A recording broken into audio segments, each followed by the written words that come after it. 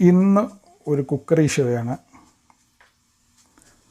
Cooker മത്തി ഉണ്ടാക്കുന്നതാണ്. Cooker മത്തി ഇത് നമ്മുടെ യൂട്യൂബ് ചാനലിൽ എൻ്റെ ഒരു സബ്സ്ക്രൈബർ ഉണ്ടാക്കി കാണിച്ചത് കൊണ്ട് ഞാനത് പരീക്ഷിക്കുന്നതാണ്. പരീക്ഷിക്കുന്നതല്ല, ഞാനത് പരീക്ഷിച്ചു. ഇന്ന് ഉച്ചയ്ക്ക് അത് വെച്ച് കഴിച്ചു. നല്ല ടേസ്റ്റായിരുന്നു. അപ്പോൾ അതെങ്ങനെ ഉണ്ടെന്ന് ഞാനൊന്ന് ഒന്നും കൂടെ ട്രൈ ചെയ്ത് ഒരു വീഡിയോ ആയിട്ട് ഇടുന്നു എന്നുള്ളത് മാത്രമേ ഉള്ളൂ. കുക്കർ മത്തിക്ക് വേണ്ടി ഞാനൊരു 7 മത്തി വെട്ടി റെഡിയാക്കി വെച്ചിട്ടുണ്ട്. കുരുമുളക് പൊടിയുണ്ട്, നമ്മുടെ വാളൻപുളി പിഴിഞ്ഞ് വെച്ചിരിക്കുന്ന വെള്ളമുണ്ട്, കറിവേപ്പിലയുണ്ട്, പിന്നെ മഞ്ഞൾപ്പൊടിയുണ്ട്. ഇത്രയാണ് ഇതിനകത്ത് ചേരുന്ന സാധനങ്ങൾ. അപ്പോൾ ഇതെങ്ങനെ റെഡിയാക്കുന്നതെന്ന് നോക്കാം. അപ്പോൾ മത്തി ഞാനൊരു പാത്രത്തിനകത്തോട്ട് ആക്കിയിട്ടുണ്ട്. അതിനകത്തോട്ട് മഞ്ഞൾപ്പൊടി ഇടുകയാണ്. മഞ്ഞൾപ്പൊടി ഇട്ടു. മഞ്ഞൾപ്പൊടിയൊക്കെ നാട്ടിൽ നിന്ന് കൊണ്ടുവന്ന മഞ്ഞൾപ്പൊടിയാണ്. കുരുമുളകും ഞാനിവിടെ പൊടിച്ചതാണ്. കുരുമുളക് പൊടി ഇട്ട് പിന്നെ ഇതിനകത്ത് ഉപ്പിടണം. പക്ഷെ ഞാൻ ഇതിനകത്ത് ഉപ്പിടുന്നില്ല, കാരണം ഈ മത്തി ഉപ്പിട്ട് വരുന്നതാണ്. ഇവിടെ കിട്ടുന്നത് ഒമാൻ്റെ മത്തിയാണ്, അതിനകത്ത് നല്ല ഉപ്പുണ്ട്. അപ്പോൾ അതുകൊണ്ട് ഞാൻ ഉപ്പ് ഒഴിവാക്കുകയാണ്. ഉപ്പ് ഒഴിവാക്കി ഇത് മാത്രം ഒന്ന് മിക്സ് ചെയ്ത് ഒന്ന് വെച്ച് ഓക്കെ.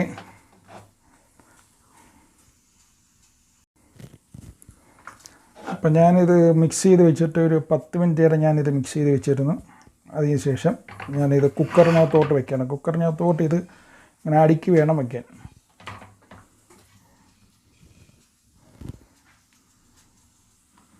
നമ്മൾ വാരി ഇടരുത്, നിരത്തി അങ്ങനെ അടുക്കി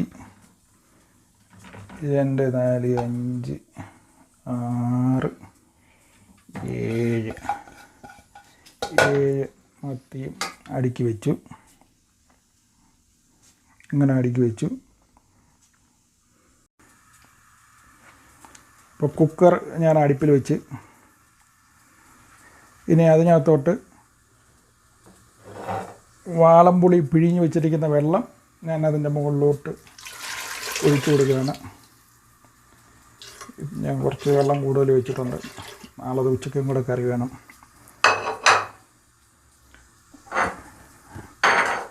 അതിൻ്റെ മുകളിൽ കറിവേപ്പിലയും കൂടെ ഇട്ട് കൊടുത്തു.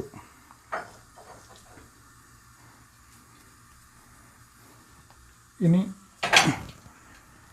കുക്കർ മൂടി വെച്ചിട്ട് മൂടി വെച്ചു 2 വിസിൽ വരുന്നത് വരെ. അത് സാധാരണ കുക്കറിനകത്താണ് 2 വിസിലെങ്കിൽ, ഇതിനകത്ത് ഒരു 2 മിനിറ്റ് വരട്ടെ, അതുവരെ നമുക്ക് നോക്കാം.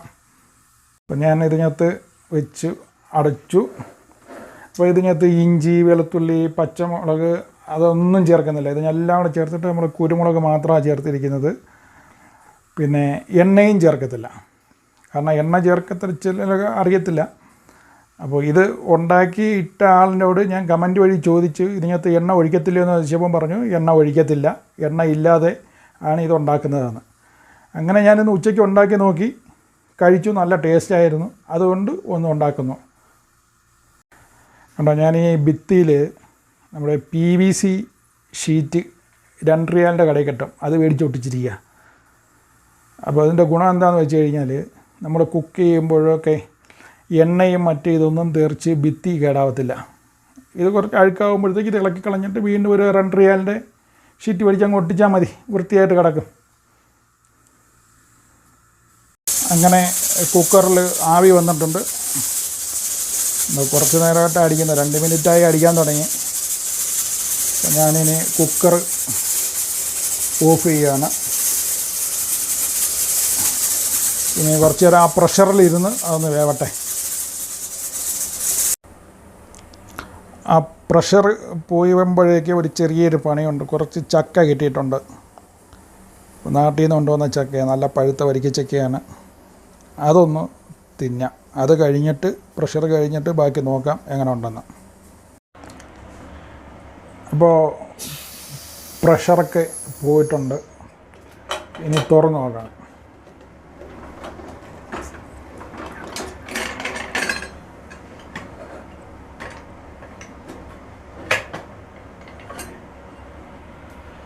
തുറന്ന് നോക്കട്ടെ, വെന്തോന്ന് നോക്കട്ടെ. നല്ല മണം വരുന്നുണ്ട്.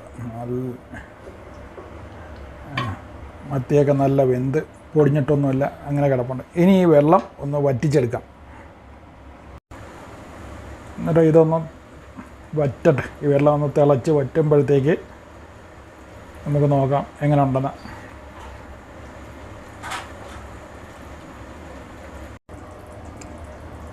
അങ്ങനെ നമ്മുടെ കുക്കർ മത്തി ഇവിടെ റെഡി ആയിട്ടുണ്ട്. നമുക്കിതൊരു സെർവിങ് ഡിഷിലോട്ട് മാറ്റാം. അങ്ങനെ ഞാനതൊരു സെർവിങ് ഡിഷിലോട്ട് മാറ്റിയിട്ടുണ്ട്. നല്ല ചൂട് ചോറിൻ്റെ കൂടെ കഴിക്കാൻ ഈ ഒരൊറ്റ കറി മാത്രം മതി. അപ്പം ഞാൻ പരീക്ഷിച്ച് വിജയിച്ച കാര്യമാണിത്. എല്ലാവരും ഒന്ന് ട്രൈ ചെയ്ത് നോക്കണം. അപ്പോൾ എൻ്റെ വീഡിയോ ഇഷ്ടമായെങ്കിൽ നിങ്ങൾ സബ്സ്ക്രൈബ് ചെയ്യാൻ മറക്കരുതേ.